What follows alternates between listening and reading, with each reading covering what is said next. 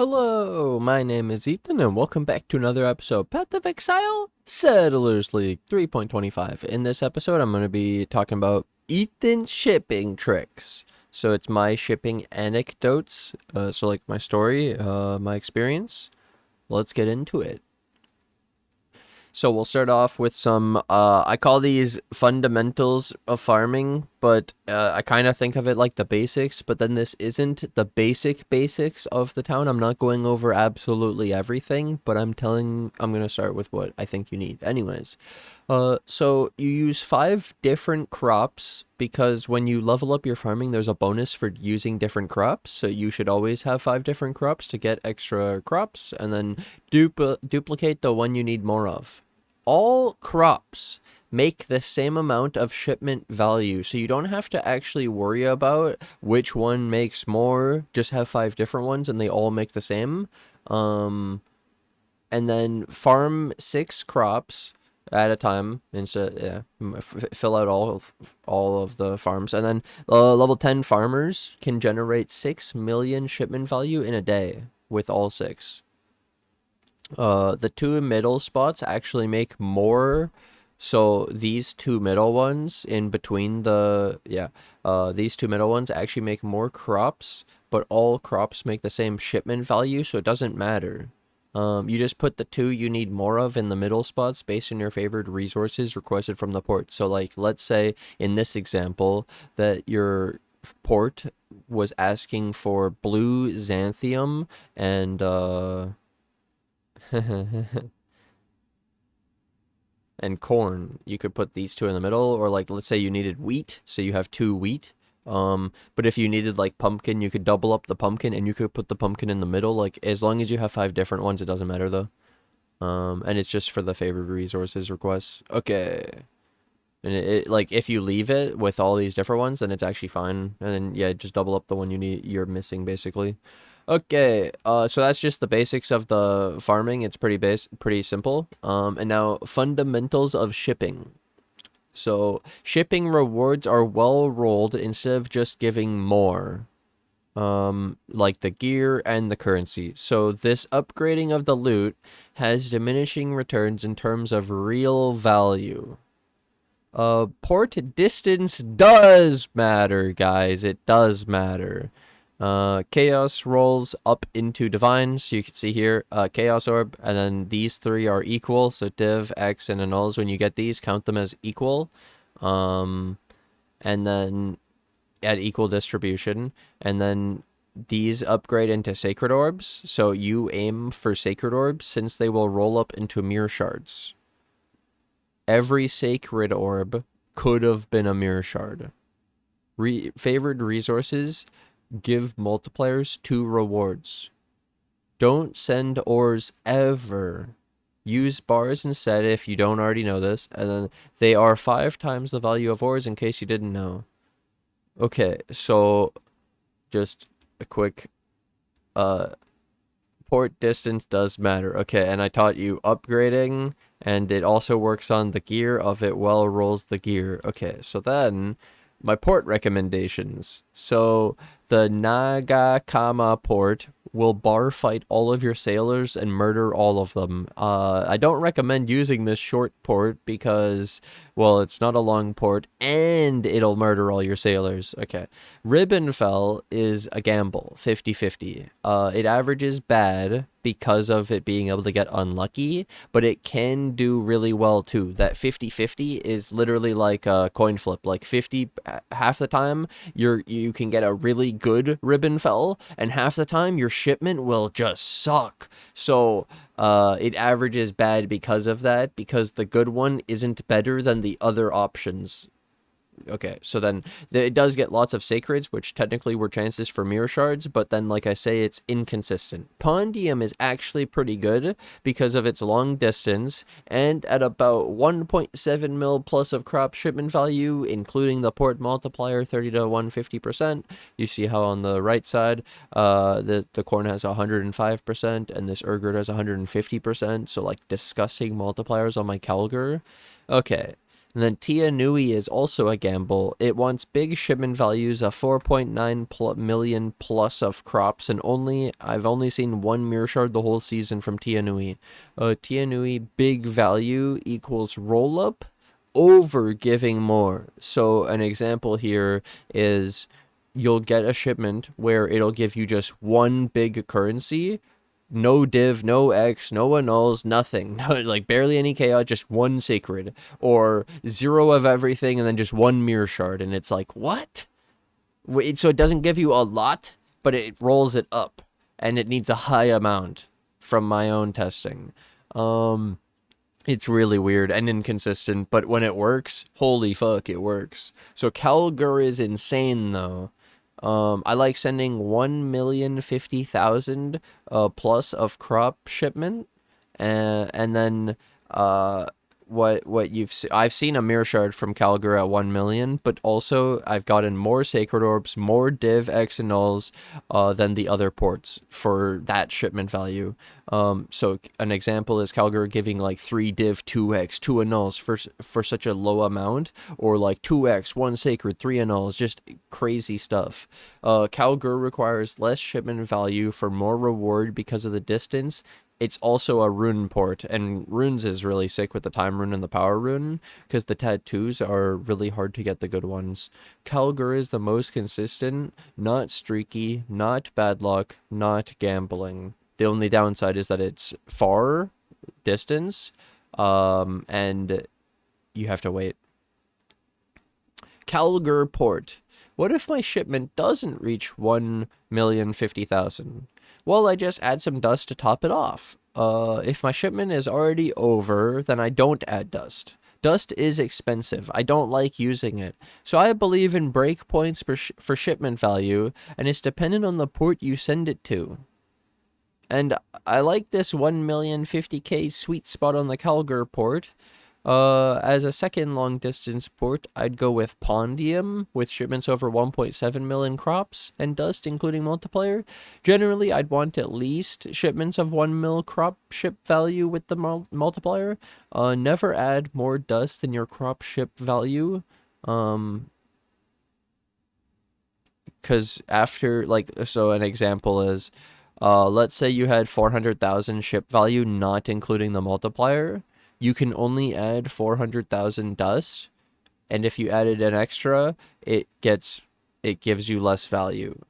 So you can only add the dust up to the amount of the crop ship value, not including the multiplier. So that's why it's just interesting, small thing there. But when you include the multiplier, it's not hard to hit the 1 mil crop ship value, and like I say, you're just then doing the difference. But you can only add dust up to the crop ship value, but then you're fine because of the multiplier, usually. So the multiplier doesn't help your dust, but it helps your normal crop reach the 1 mil, and then you're only making up the diff, yeah. So only add dust when it helps you get over the 1 mil. So if you have no or little crops and not close, then don't add dust. Because let's say you have 50,000 crop ship value, you can only add 50,000 dust, and even with a 150 multiplier, with like the craziest crap, you shouldn't reach 1 million, and it's impossible, and you would have to add like hundreds of thousands of dust, and they will have diminishing returns, and it won't give you the proper value. Okay, so how did I figure this out? I tracked over 100 plus shipments of favored resources of varying different sizes of shipment value. What resources? How many crops? What port? The dust, reward, and the favor multiplier. You can see this big long list on the right. No, it's not actually me, but honorable mention shipments. I wanted to mention some of my favorite ones from my big list. It's literally pages. So Tia Nui, I sent to 4.9 mil crops, no dust, got a mirror shard, sacred orb, and an all. So this is what I mean by, like, it's not a lot of currency, but it rolled it well. And so it's a gamble, because I've had it multiple times where I sent large amounts to Tia Nui, and I didn't get shit, basically, because it just didn't roll a lot of currency, and then it doesn't have many chances at doing the high roll, but if it does it, it hits a mirror. Like, what? Anyways, Calgur, 20k Orgourd, and then with dust, I got it over a mil, and it was a mirror shard. Like, what? Then look, it's just that. Okay, and then Calgar, 6.3 million crops, got 3D 2x. And then Tianui, 3.6 million crops, only gave me 1 div and 1 annul. Riben fell 4.2 million crops, only gave 2 div 1 annul. Like I put those in as like a look at what's possible. This actually happened to me. I even left in the Calgar one to show I don't really like these big ones very much because look, and like you almost have to upgrade into the mirror shard, and then the fact that you could upgrade into a mirror shard at only 1 million value really shows you like what? That's broken, in my opinion. That seems really powerful compared to having to send million, because we only make with the fundamentals of farming, with the level 10s, with all 6 crops, with doing it perfect min max, you only get 6 million shipment value a day. So you can only send a few of these 1 mils a day, and then if you were doing bigger ones, you're literally waiting to send, and then you're getting screwed. So anyways, 50 mil versus 1 mil. 50 mil is the max. The maximum, the peak of this. Okay, 50 mil is sending around 46 mil crops and 4 million dust. 46 mil crops take 7.6 days. You'll get something like 80D back based on all the public 50 mil shipments, minus the 10D for the dust at the time of the recording. 70D in 7.6 days. It's like 0.38D per hour of your crop farming. It's pretty bad. This is a long time, a lot of waiting. Not to mention you can't send a 50 million shipment without risk, without having a full team of 6 level 10 sailors, which is not easy to hire. If you risk, then you can lose 25 to 100% of the shipment value. It's a catastrophe. I only now have got 6 level 10 sailors, and like, yeah, okay. So then, that's the 50 mil. It's fine if you can't play enough and you have tons of saved up crops, I guess, and you have the level 10 shippers. It's easier to send the 1 mil shipments, though. Easier to reach them, because you can actually benefit from the favored resources multipliers and get more value out of your crops. So I'll go back to explain what I mean by that. So an example is on this corn, it's 23,000 corn, and this would be times 15, so it's 345,000 value, shipment value, and basically you could get like an extra 170,000, I mean 370,000 out of this shipment value, so it's more than double, and like 150,000, it's more than double, and then another half, but like it's huge. 95,000 Orgourd is 2 million. So if you take another 150% of that, it's 3 million from just this favored resource multiplier. It's really huge. 3 million. You turned your 2 million crops into 5 million.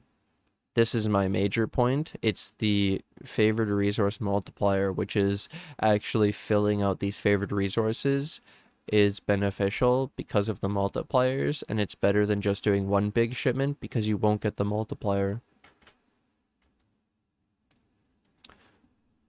Most of the time, you don't need to send dust. You get to send like 6 or more of these per day because the 6 million crops gets multiplied by the favored resource multiplier. So like if you had, yeah, 6 million in the, like imagine a 150, but even at the low end, the 30% more is still a lot. You can send more than 1 mil and should expect more, but I think it's diminishing, like you can send more than 1 mil. You don't have to just send 1 million shipments. Like I showed how technically this Calgar one, when I send it, is going to be like 5.7 mil or something. I'm gonna send it. I'm not sending less, but I technically could send it in batches of 1 mil and try to get more out of it. But yeah, technically it's still good and causes more upgrading, so more sacreds and more mirror shards. But technically I guess I could send like 5 shipments of 1 mil to try to squeeze out more value out of the Calgar actually. Riben fell is so short ports. You have put speedboats. Riben fell is decent with tiny shipments. Like I mean, like 5 Verisium, 10 Verisium, for boss farming, and decent big shipment. Like you could send a 50 million to Ribbonfell, but it's not consistent. As in, like half the time your big shipment is going to go poo poo, and half the time it's going to be insane. So you could try to get lucky on Ribbonfell, but I wouldn't recommend it. Ngakamu is decent, but very deadly, and never, ever send your level 10 sailors here, because they're just dead. Ribbonfell also is runes instead of tattoos, which is really sick. Then conclusion. Kelgur is amazing. Pondium and Tianui are decent. It's basically like if you like their favored resource and you, let's say, have too many crops because you haven't been able to play, and you don't want to send a 50 mil, but you want to send more shipments because you don't want to wait. So then, yeah, you could ship to those other long distance ports. Port distance does matter. Currency rolls up. Abuse favored resources for free multipliers on rewards. And I mean abuse this. Look, corn, 27 and then 120 multipliers. So there's 405,000 of corn, 120%. So it's over 400,000 extra corn. What? It's broken. When you can't play for a week is the time to save up crops for one big 50 mil shipment or send to the other long distance ports, Pondium and Tianui. Just load your town coffer with gold and wait. Don't waste crops. What do I mean by that? Get the multiplier. Send what they want. It's a better value. Don't risk your shipment. It's just bad. Risk, always bad. Never have risk. Put in extra sailors so you don't have risk. Never ship with risk. Because, like I said, risk is just losing 25 to 100% of your 50 mil shipment. And that's all.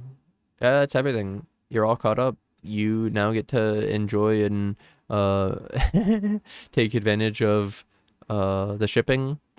You could aim for just the rolling up of currency and trying to get the maximum pure just mirror shards, but like I say, the diminishing returns in terms of real value of how many mirror shards you get and the upgrading and shit through how much resources you actually have to send, it's just diminishing returns. Like even where I could send the 5 million shipment, 5.7 to Kalgur, maybe I do send these as 1 mil and get 5 of them, because that actually does sound really really sick.